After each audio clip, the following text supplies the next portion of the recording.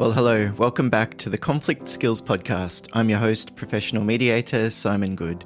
I set up this podcast to provide free resources and tools for dealing with conflict. So if that sounds like the kind of thing that's useful for you, please consider pressing subscribe.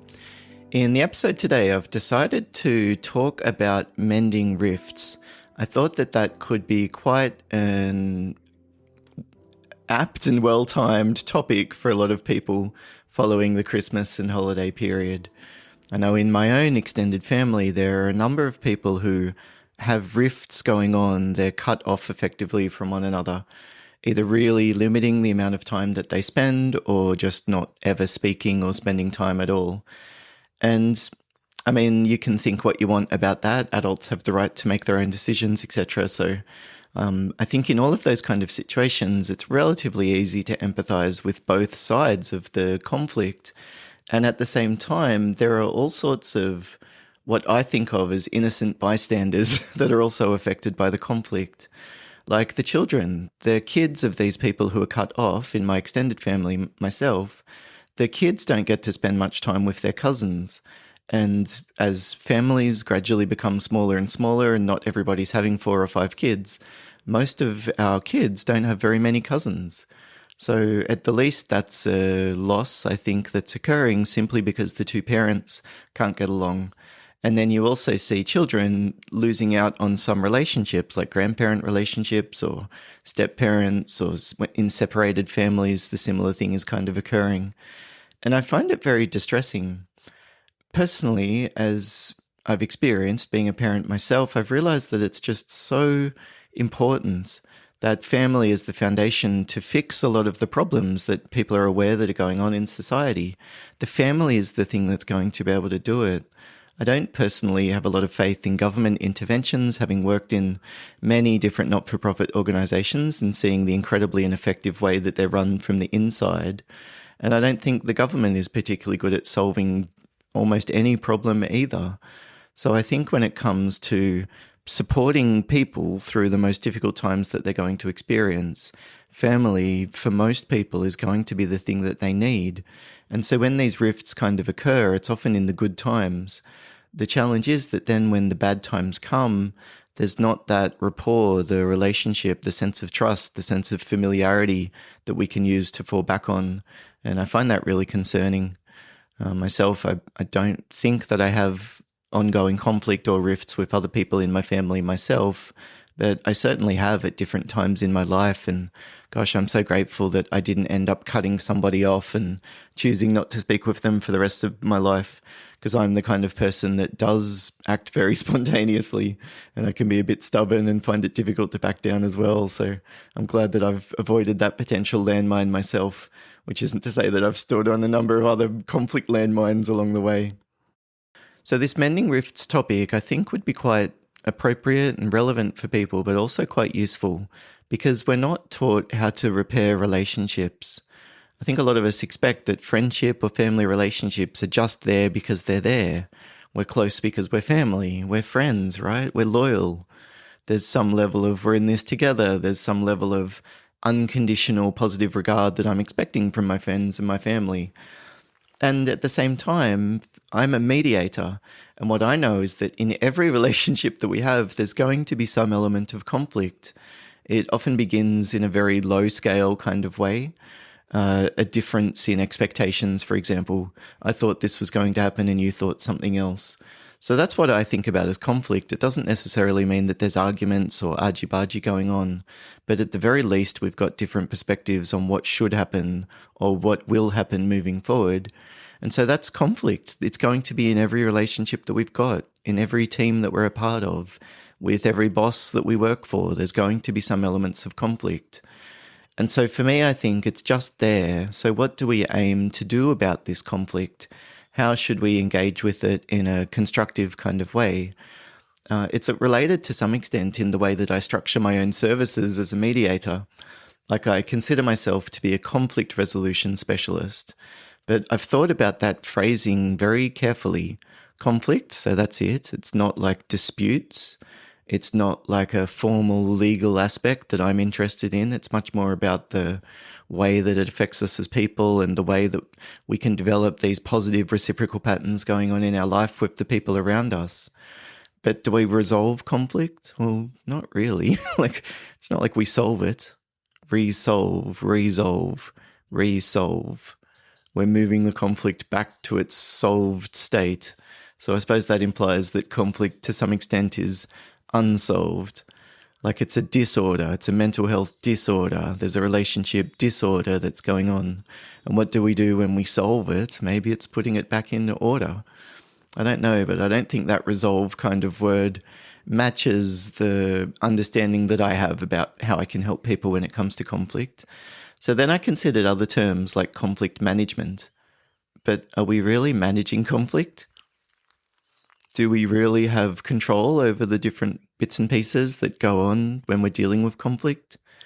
Do we really have 100% self-control, control over our own behavior, the words that we use? When I'm speaking, I don't choose each individual word. It kind of just blurts out, whether I'm in a flow and speaking to a group of a few hundred people, or I'm just sitting in my office like I am this morning, having a cup of coffee and speaking into a microphone. But I don't choose each individual word. I sort of have this intention to say something, and then my mind constructs the sentence almost at the same time as it comes out of my mouth. I suppose we could probably pause and slow down and become more aware of those things, but I'm certainly not always fully choosing with 100% intention every single thing that I do and I say. But I think conflict management kind of implies that we do have some level of control over what's going on when it comes to conflict. I used to be really interested in organizational management, and that was a lot of the books that I was reading and podcasts that I was listening to was about becoming a better manager. And so a lot of the definitions of manager include things like planning, leading, organizing, and controlling. Planning, leading, organizing, and controlling. Those are pretty good options when we think about what does a manager do within an organization, or if you're managing a business or something else. But that's not very accurate when we think about what goes on in relation to conflict. Do we really plan? Well, we only really plan what we're going to do. We can't really plan for what the other person will do unless we're talking with them and going through it together. Do we really lead? I suppose so. We influence others. Is that the same thing as leading? I'm not sure if they're 100% synonymous or not. Do we organize? Maybe to some extent. We can change the structures that go on when it comes to conflict. Do we control? I would say very little. I've come now to think more about conflict. As we develop more capacity for dealing with conflict, it's more like we navigate conflict more effectively. We can choose when to be assertive, when to be accommodating, and when to be compromising or look for that option to collaborate. So if we come at this topic of mending of rifts from that lens of let's find the best way to navigate this conflict, we have to think about what our goal is. What are we aiming for when we think about mending a rift? Is it resolving? Is it putting disorder back into order?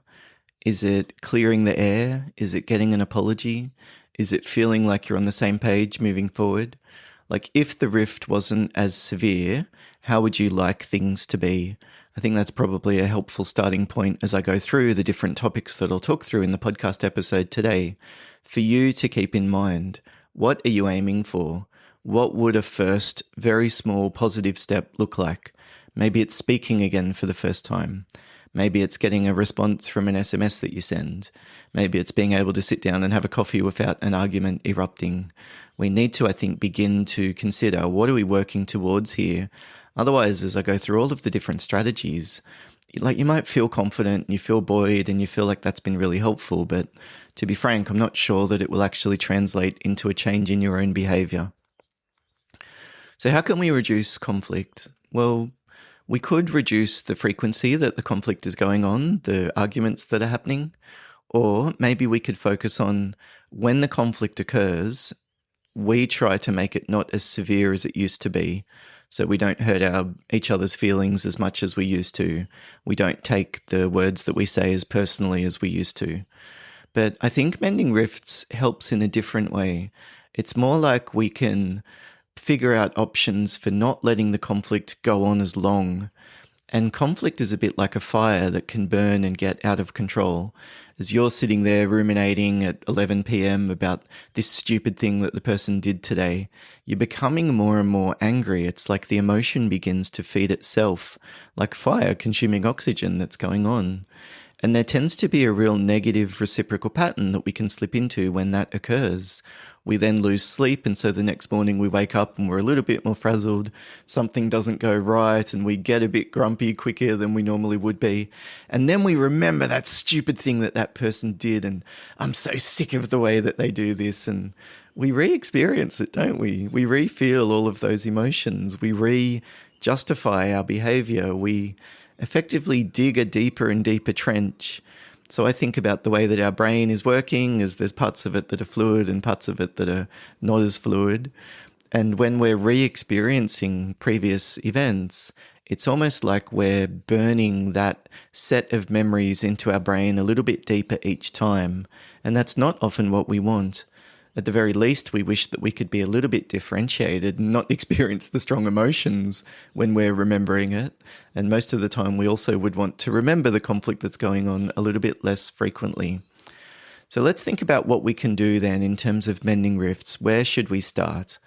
I think in a lot of family conflicts and in some work conflicts as well, the first step in a lot of cases should just be a timeout.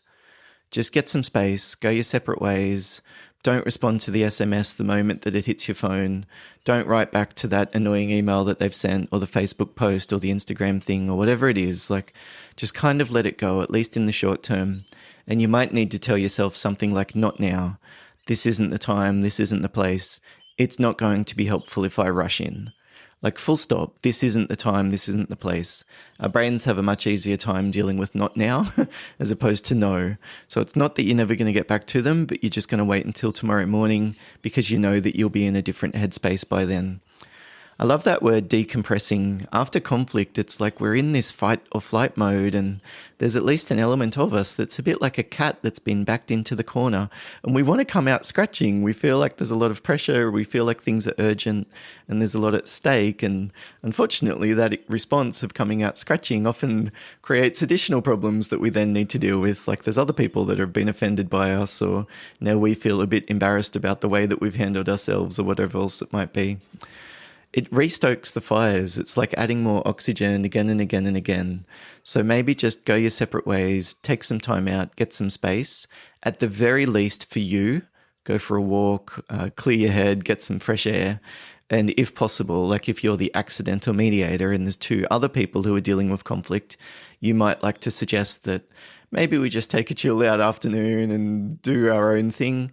And then maybe we can regroup tomorrow morning and see where everyone's head's at for going out for a bushwalk or a family activity or something similar. The next step, I think, that often is needed when it comes to mending rifts is some type of a statement of intent. I used to think that the best way to do this is just to raise the topic in a neutral and mutual kind of way. For example, you might say to someone something like, it feels like there's been a bit of tension between us, like something like that, like just naming the situation that's going on. But I personally like to add some kind of a statement of positive intent. This is what I'm aiming for. This is what I'm working towards. So it might be saying something like, look, it feels like there's been a bit of tension between us. I just wanted to touch base and find out if there was anything you wanted to talk about. I'd be happy to listen. Maybe I've done something that's offended you or it's come out the wrong way. Or maybe I'm misreading things. And then full stop, like you just kind of let it go. You don't need to then ask an interrogating question like, you need to tell me what's going on. I'm sick of the way that you're giving me the silent treatment or something similar. I think it's often more helpful to say, it feels like things have been a bit sticky, a bit tricky, whatever. I'd love if we can get things back on track. What do you think would help? I'd love it if we could clear the air. What do you think would work best? I'd love it if we could have the weekend shift to a more positive frame of mind. What do you think would help? So you can choose to talk to me about what you're pissed off about, or you could choose to keep it private. Either option is perfectly fine with me, but I'm letting you know that I'm aware that there might be an issue and I would like for this not to continue. Once you've raised the issue, however you decide to do it, it's possible then that the other person might begin to explain what they're upset about. And so we really need to engage in empathetic listening here. This is not justifying, not defensive, not critical of their understanding, not correcting the things that they've done wrong in a very firm kind of way, just listening to get an understanding of their perspective initially. You might be surprised at the dramatic difference that this makes in a lot of rifts and conflict that's going on. People often have been ruminating and obsessing about things that have gone on in the past. So when they first get a chance to externalize it and speak about it, a lot of the time some of that pent-up emotion comes rushing out, a bit like a river that's been blocked and now all of a sudden the dam breaks and it flows through. And so do these negative emotions. And I think about the emotions that the person's experiencing as all just connected to their perception. It's just based on their understanding of what I've said. It's just based on what they were paying attention to during that conversation that we had. And if that's my lens, like they will have a different understanding from me, it then removes any pressure or urge that I have to jump in and correct them, because it's not about correcting the ledger. It's first about saying, okay, it seems like we've got different perspectives here. Okay, it sounds like we really did sort of take different things away from that conversation. Okay, look, that wasn't my intention, but I can certainly understand how you might have interpreted it that way, or I can certainly understand how it might have come across that way. So this step, I think, is just about giving the person the chance to express what's going on. If you're angry and upset yourself, you might need to do some deep breathing or a mindfulness technique or something similar just to anchor your perception in the room and stop yourself from spinning into fight or flight mode and getting defensive yourself. And then if it's appropriate, I think the next thing that's often needed is some kind of an apology. And this is something that a lot of people struggle with. How should I apologize? What's going to be an effective way of saying sorry? It depends. It depends on your style and the person that you're speaking with and your understanding of what you've done and the other person's understanding of what you've done. Obviously, some apologies don't come across as very sincere. I'm sorry you feel that way is the classic one. It doesn't usually do a lot to make the person get a sense that you're sorry for what you've done. But for me, I often like to think about those 5 different types of apology. We could say just, I'm sorry, I apologize, some type of a formal acknowledgement of it, like I'm expressing an apology, apologies or sorry. I'm sorry about that. I'm sorry if that was the way it came across. I'm sorry if that was the way that it impacted you. And then we could do something like, I'm not going to do that again. That's the second type of apology. Fair enough, I can see where you're coming from. Let's avoid that topic moving forward, or I'll try and give you the benefit of the doubt instead of assuming that you meant this and this and this, or maybe I'll slow down a little bit and do my best not to interrupt you like I did in that conversation this morning. So we could say sorry, or the second step would be to say, I'm not going to do it again. The third type of apology would be to say, can I make it up to you? Is there some way that I can make it right? Like I'll go and grab you a beer, or let's organize a time to get dinner or something one night next week. What do you think? Is there something I can help you with for the Christmas party that's at your house, given the fact that I've created this extra work that I wasn't aware of? Maybe offer to do something in terms of cleaning up. There's often not a way to fully repair the rift that's happened, but there might be something that you can do to make it right. And then the fourth step would be saying something like, that was wrong, I shouldn't have done that. For some people, that's the apology that they really want. They just want you to admit that you were wrong, to admit wrongdoing. And then that gives them a sense of that the ledger has been corrected or something, and then they just want to move on. Or the fifth type of an apology is something like, would you please forgive me? Personally, I usually phrase this like, could we move forward? What do you think it would take to turn a page in the relationship? Something like that. I like using those kind of analogies, although obviously to other people listening that might come across as a bit wanky. But just saying something like, could you forgive me? Could we move forward? What's it going to take to get things back on track? That's the fifth type of apology that we could use. And I really like supercharging these 5 different options when it comes to apologies by combining them. I'm sorry, that was wrong, I shouldn't have done that, I'm not going to do it again. Is there something that I can do to make it right? Because the last thing I want is for you to be sitting there still being affected by this, given the fact that that wasn't my intention. So I've talked about a way of raising the issue in that neutral and mutual kind of way, or maybe summarizing your positive intentions. I've talked about some of the options that we could use for empathetic listening and just acknowledging where the other person's coming from. Considering if you need to apologize and what would be the best way of structuring that was the next topic that I talked about. From here, I think we should hopefully have, maybe in most situations, to have interrupted that negative cycle. If you feel like there has been a chance to clear the air, if you feel like the person has really done their best not to respond and now there's this opportunity for a more positive interaction to happen, then that's what we should be focusing on next. It's the very small positive steps. If things were getting bad or things were bad for a long time, hopefully we've managed to talk it through and interrupt that negative spiral. What we need to do next is to develop some positive momentum. And if things have been bad for a long time, you might be looking at very, very small steps initially. Like, let's organize a time for a coffee tomorrow morning. Could I pick the kids up on my way home from work next week? Would that be helpful for you? I really like a few things when it comes to these small positive steps. I think a short lead time can often be very helpful. Are you free this afternoon? Because if I say to them, look, does the 27th of February work for you or something, and it's in 6 weeks' time, they're going to stew and ruminate, and there's so much opportunity for things to change in the meantime and for something else to go wrong. Whereas, can we catch up this afternoon or can we catch up tomorrow morning? There's not that same opportunity for disaster to strike. And so there's not, I don't think, the same likelihood that the person will say, I'm busy, could we take a rain check? So a short lead time. And I think with these first positive steps, we don't really want to have an agenda. We don't want to criticize. We don't want to get in an argument. We don't want to get in a debate. So what that means, I think, is that we show up in a very open and curious kind of way. Let's figure out what would work here. Maybe there's bits of how we used to hang out that we're going to keep doing, and maybe there's bits that will be different. But, I'm just going to play it by ear. I'm going to see how we go.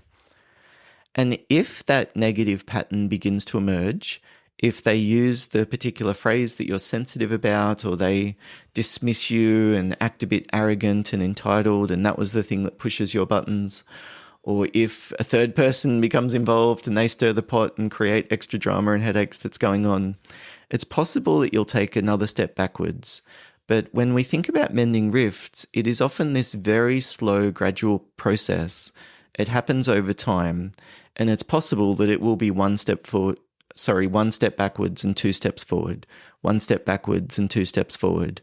We don't want to catastrophize when there's some type of a storming event that happens. I don't know if any people listening to the podcast would be familiar with that forming, storming, norming, performing that Tuckman talked about. It's a very popular theory when it comes to management sort of training courses. The idea is that when you put a group of people together and form a new team, they often go through those first 4 stages: forming, storming, norming, and performing. So forming is where you get to meet each other and figure out who's who on your team. If you've had family conflict and you've mended a rift, you almost need to reintroduce yourself to each other. You really are meeting each other for the first time in some sense. Like, your neurobiology will be different to how it was yesterday and how it was last month and how it was the year before. So to some extent, it's true. You actually are saying to them, where's your head at the moment? How are you traveling? What's going on with you? What are you aiming for? What are you working on? What are you focused on? How have things changed?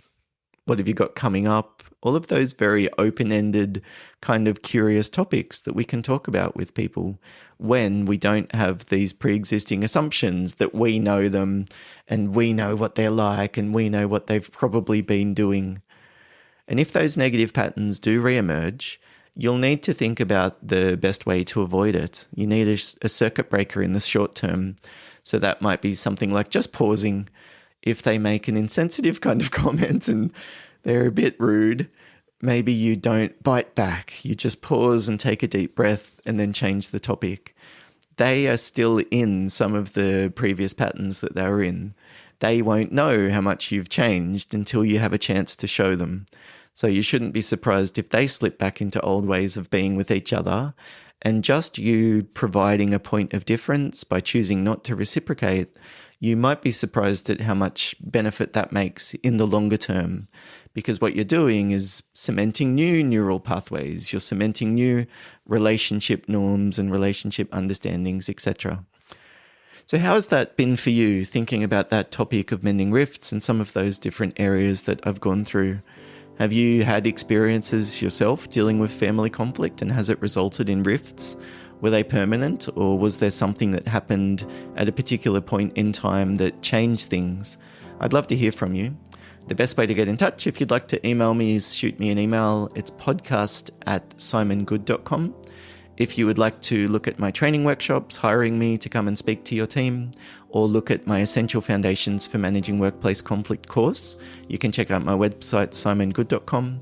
And otherwise, thank you very much for listening. I very much do appreciate it, and hopefully see you again in a future episode of the Conflict Skills Podcast. Bye for now.